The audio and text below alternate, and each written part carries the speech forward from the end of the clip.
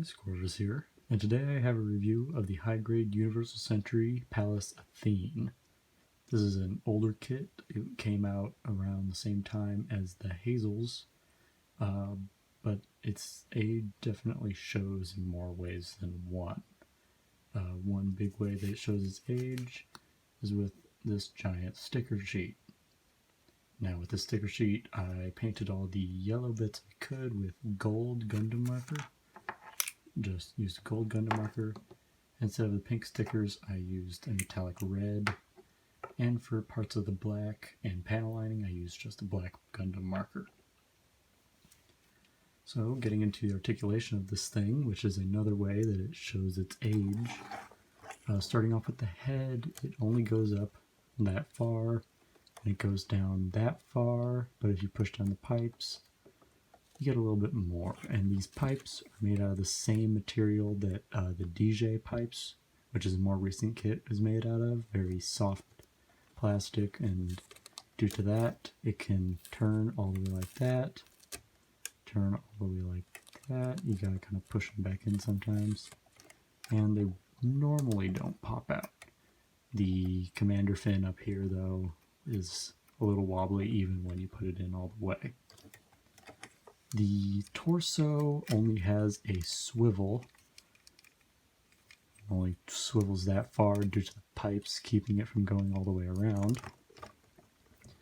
The backpack only moves at a few points, which is just for the wings here.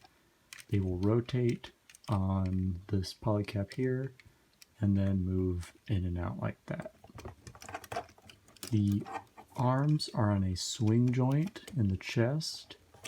The shoulder armor will move up and down, and the arm will go out 90 degrees like that, and the elbow will bend 90 degrees, and there's also a swivel here and a ball jointed wrist. The waist has ball joints for the legs, so they will go up all the way. The side skirts are on polycaps in there, just a little peg joint, so they don't get in the way of the forwards or backwards, but they don't really move backwards all that much due to the backpack, and forwards they don't move all that much because of the leg hinders it, but they will go out and in a little bit. The legs will bend about 90 degrees. They don't bend all that much. The feet are on a ball joint in there, and they will move down that far, up that far. They will move side to side that much.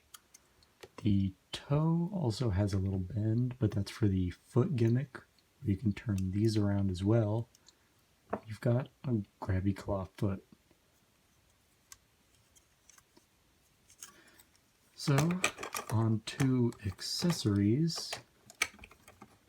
This thing has a few that are already on the mobile suit itself. You get the big missiles on the wings, and you also get two beam cannons on the wrists there that are molded in red plastic. You also get a big ol' shield, which is connected to a slidey piece right here, kind of like the GM custom shield, and it'll plug into peg slots in there, just like so. You also get a twin beam cannon with a grenade launcher on top, and that connects in the exact same way as the shield did.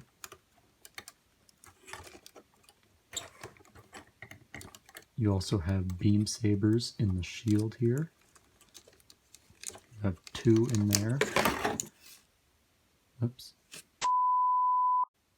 You have two in here, but you only have one holding hand. The only other hand you get is a closed right fist. But you do get two beam saber effects parts.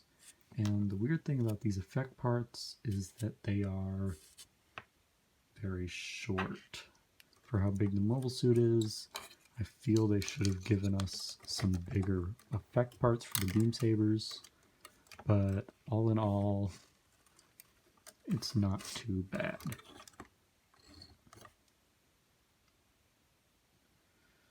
So, with that in mind, let's take some size comparisons. Here is the Zaku 1. Here he is with the RX-78. And here he is dwarfing the Goof Cannon. Now, this kit is pretty old. It has certain flaws. It has a ton of seam lines. And it either takes you using a giant sticker sheet or painting the kit over the course of building it. And even with all that, it looks great. And I honestly would give this kit an easy 8. So if you like the design and you're into older kits, or you really want to try out painting, I believe this is the kit for you. Thank you for watching.